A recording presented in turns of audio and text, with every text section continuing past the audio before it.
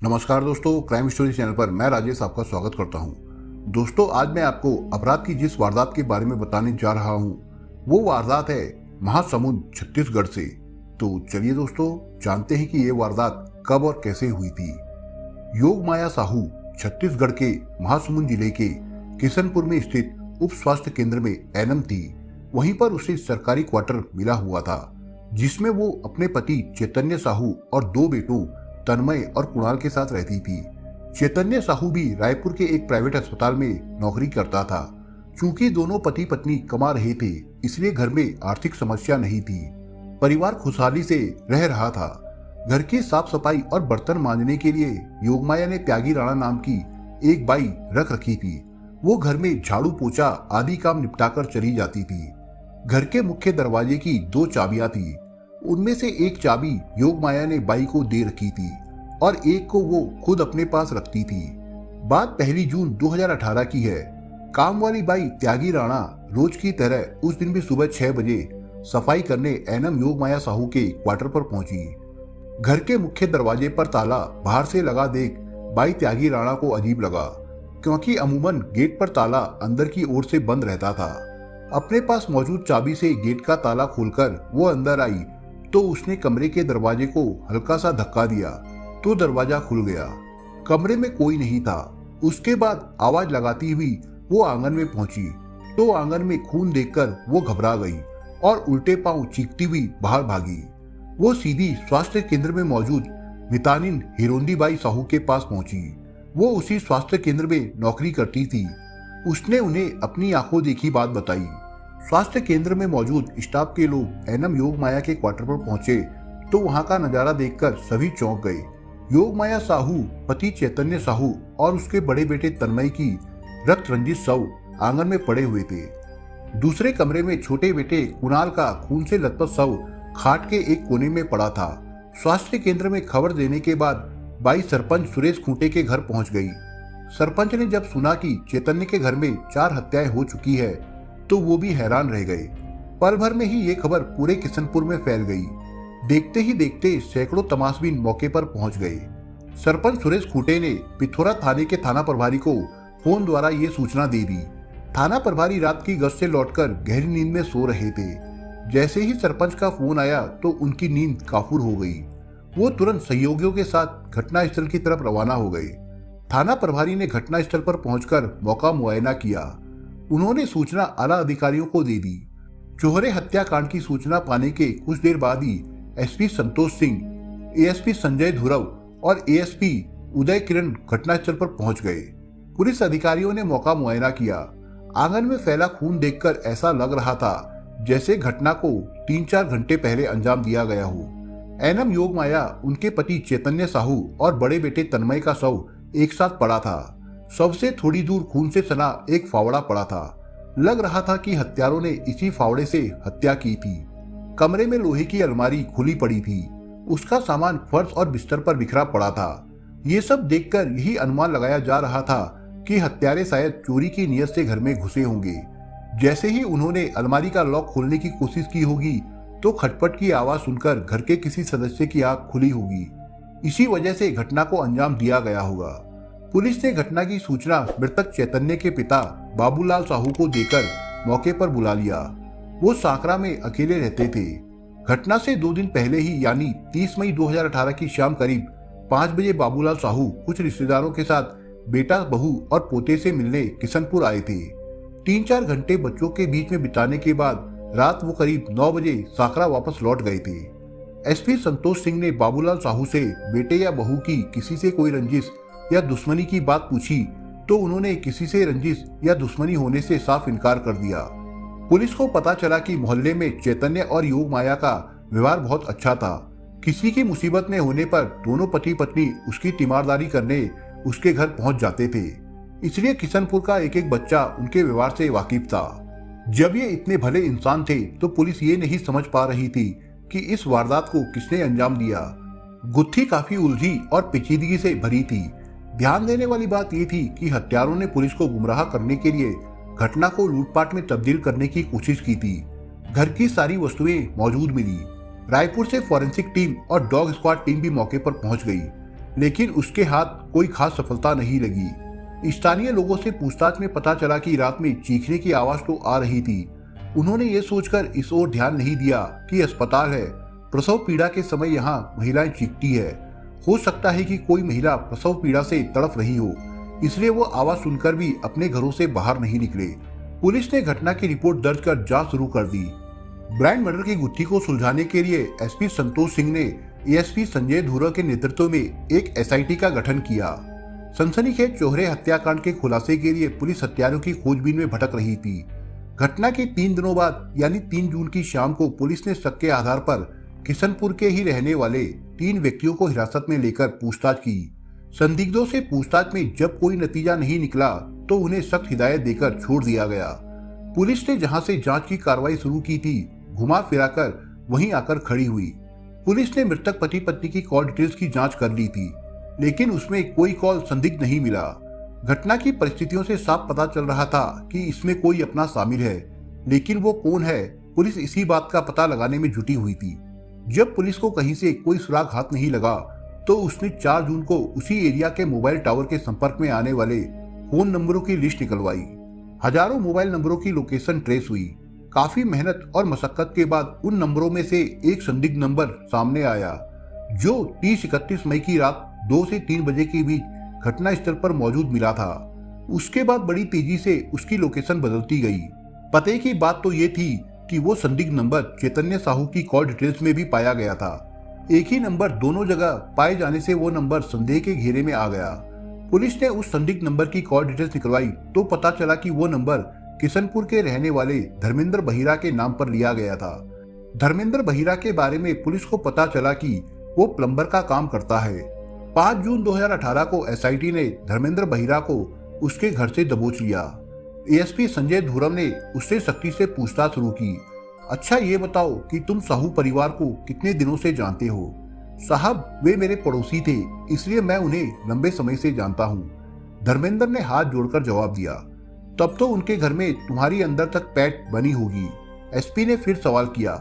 नहीं साहब, उनके यहाँ कभी कभार जाना होता था। चैतन्य साहू एक बार मेरे पास प्लम्बिंग का काम कराने के लिए आए थे। उसने बताया। 30-31 मई की रात में तुम कहाँ थे? एसपी ने अगला सवाल किया। सर, मैं उस रात अपने घर पर ही था। तुम अपने घर पर थे तो तुम्हारा मोबाइल साहू के घर पे क्या कर रहा था? एसपी संजय ने अंधेरे में तीर चलाया। इतना सुनकर धर्मेंद्र सन्न रह गया। उन्होंने उसके चेहरे के उड़े रंग को भांप लिया था। चलो सीधे मुद्दे पर आते हैं। अच्छा ये बता दो कि तुमने साहू परिवार का कत्ल क्यों किया? सही सही बताना। इस बार थाना प्रभारी दीपक चंद ने सवाल किया था। साहब, ये झूठ है, मैंने किसी को नहीं मारा है, धर्मेंद्र ने जवाब दिया। एसपी संजय धुर्वे और थाना प्रभारी दीपक चंद समझ गए कि ये आसानी से मानने वाला नहीं है।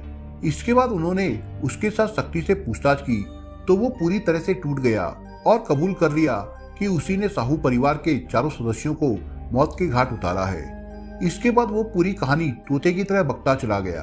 पुलिसिया पूछताछ से पता चला कि वो बड़ा ही नराधम निकला। महज चंद रुपयों की खातिर उसने हंसते खेलते पूरी परिवार की जिंदगी छीन ली। पूछताछ में जो कहानी सामने आई वो थी कुछ इस प्रकार। 40 वर्षीय चैतन्य साहू मूल रूप से छत्तीसगढ़ के रायपुर का रहने वाला था। इसी जिले की आरंग की रहने वाली योगमाया से उसकी शादी सन 2008 में हुई थी। शादी के बाद चैतन्य के 2 बच्चे हुए। उसकी जिंदगी खुशियों से भरी हुई थी। वे दोनों बच्चों की ठीक से परवरिश करने में लगे थे। शादी के 7 साल बाद चैतन्य की भी रायपुर के ओम अस्पताल में वार्ड बॉय की नौकरी लग गई थी। 3 साल तक उसने वहां नौकरी की। शादी के 8 साल बाद जुलाई 2016 में उसकी पत्नी योगमाया की भी नौकरी स्वास्थ्य विभाग में एनएम पद पर लग गई। उसकी पहली पोस्टिंग महासमुंद जिले के किशनपुर के उप स्वास्थ्य केंद्र में हुई थी, जिसके बाद से पति पत्नी बच्चों सहित रायपुर छोड़कर पिथौरा में रहने लगे। योगमाया साहू को किशनपुर के उप स्वास्थ्य केंद्र में ही रहने के लिए क्वार्टर मिल गया था।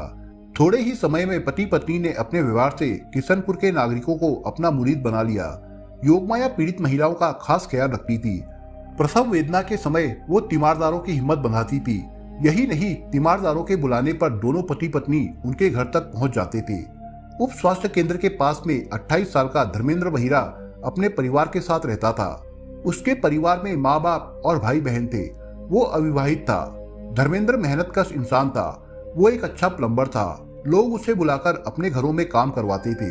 योग माया के यहाँ उसका आना जाना था। एक दिन की बात है, एनम योग माया के क्वार्टर का नल खराब हो गया। चैतन्य ने धर्मेंद्र के घर जाकर क्वार्टर का नल ठीक करने को कह दिया। अगले दिन धर्मेंद्र ने योग माया के क्वार्टर का नल ठीक कर दिया था। इस काम की उसकी मजदूरी 150 रुपए हुई थी। चैतन्य ने उसे अगले दिन आकर पैसे ले जाने के लिए कह दिया तो धर्मेंद्र बिना कुछ बोले मुस्कुराकर वहां से चला गया। अगले दिन धर्मेंद्र अपनी मजदूरी के पैसे लेने चैतन्य के क्वार्टर पर गया। चैतन्य घर पर ही था। उसने कह दिया कि पैसे शाम में आकर ले जाना, अभी मेम साहब घर पर नहीं है, पैसे उन्हीं के पास रहते हैं। ये सुनकर धर्मेंद्र को बुरा लगा, लेकिन पड़ोस की बात होने के नाते बिना कुछ कहे वापस लौट गया। उसके बाद ऐसे करते करते कई दिन बीत गए। चैतन्य कोई ना कोई बहाना बनाकर उसे घर से वापस लौटा देता था, लेकिन उसे पैसे नहीं दिए। चैतन्य अब इस बात पर आकर अड़ गया कि 50 रुपए के काम के 150 रुपए क्यों दूं? मैं 150 रुपए नहीं, केवल 50 रुपए ही लूंगा। उसके बाद पैसों को लेकर चैतन्य और धर्मेंद्र के बीच विवाद छिड़ गया। धर्मेंद्र ने चैतन्य से कह दिया कि वो अपनी मजदूरी के 150 रुपए उससे वसूल करके ही रहेगा। चैतन्य ने भी कह दिया कि वो जो चाहे कर ले, 50 रुपए से एक फूटी कौड़ी ज्यादा नहीं देगा। योग माया भी पति के ही पक्ष में बोलने लगी। मजदूरी को लेकर दोनों के बीच बात बढ़ गई। धर्मेंद्र ने सोच लिया कि वो अपनी मेहनत के पैसे लेकर रहेगा, चाहे कुछ भी हो जाए। धर्मेंद्र ने मन ही मन सोच लिया कि उसे अब क्या करना है। उसने सोच लिया कि चैतन्य साहू मजदूरी के पैसे नहीं दे रहा है तो कोई बात नहीं, वो उससे इसके कई गुना वसूल कर लेगा। दरअसल चैतन्य के क्वार्टर पर आते जाते धर्मेंद्र उसके क्वार्टर के कोने कोने से परिचित हो चुका था। उसे मालूम हो चुका था कि घर में कहाँ कहाँ कीमती चीजें रखी जाती है। उसे ये तक पता चल चुका था कि चैतन्य की पत्नी एनम योग माया साहू के पास सोने और चांदी के कितने गहने हैं और वो कहाँ रखे हैं। उसने अपनी मजदूरी के एवज में गहनों को चुराने की योजना बना ली। योजना के मुताबिक 30-31 मई 2018 की रात धर्मेंद्र बहिरा चैतन्य साहू के सरकारी क्वार्टर में चुपके से पीछे के रास्ते से घुस गया। उसने अपने साथ फावड़ा ले रखा था ताकि मुसीबत के वक्त वो अपना बचाव कर सके। दबे पांव क्वार्टर में घुसकर उसने कमरे का निरीक्षण किया। देखा कि सभी गहरी नींद में सो रहे थे। फिर वो बीच कमरे में रखी अलमारी के पास गया और अपनी मास्टर की से अलमारी खोलने लगा। चाबी की आवाज सुनकर चैतन्य की नींद टूट गई। उठकर वो उस ओर बढ़ा जिस ओर से खड़खड़ाहट की आवाज आ रही थी। चैतन्य कमरे में पहुंचा तो धर्मेंद्र को देखकर चौंक गया। धर्मेंद्र की नजर जब चैतन्य पर पड़ी तो उसे सांप सूंघ गया। वो बुरी तरह डर गया और घबरा गया कि अब उसकी चोरी पकड़ी जाएगी। इस घबराहट में उसे कुछ सूझा नहीं तो फावड़े से चैतन्य की गर्दन पर ताबड़तोड़ कई वार कर दिए। वो चीखता हुआ फर्श पर जा गिरा। धड़ाम की आवाज सुनकर योग माया की नींद टूट गई और कमरे में आ गई। फर्श पर पति को लहूलुहान देखकर उसके मुंह से चीख निकल पड़ी। धर्मेंद्र योग माया को सामने देखकर घबरा गया। घबराहट में उसने योग माया की भी गर्दन पर फावड़े से ताबड़तोड़ वार करके उसे भी मौत के घाट उतार दिया। इसी बीच माँ की आवाज सुनकर तन्मय भी उठकर कमरे में आ गया और धर्मेंद्र को पहचान गया तो धर्मेंद्र ने उसे भी मौत के घाट उतार दिया। उसके बाद तीनों के शव घसीटकर आंगन में ले गया।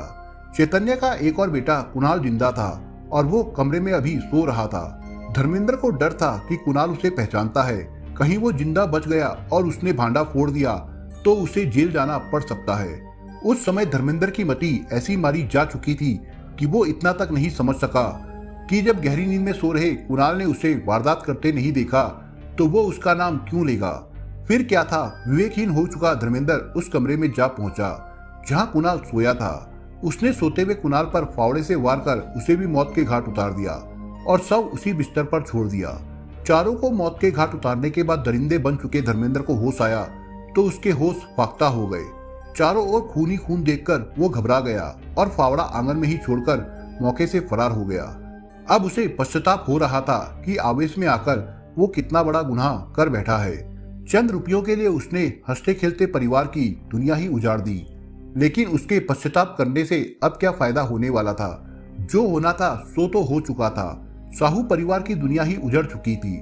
5 जून 2018 को पुलिस ने धर्मेंद्र बहिरा को गिरफ्तार कर जेल भेज दिया।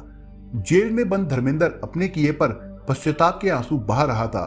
काश धर्मेंद्र पहले ही सोच समझकर कदम उठाता तो आज साहू परिवार दुनिया में सांस ले रहा होता। दोस्तों, आप अगर चैनल पर नए हो तो आप चैनल को सब्सक्राइब करने के साथ कमेंट बॉक्स में इस कहानी के बारे में अपने विचार जरूर लिखिएगा।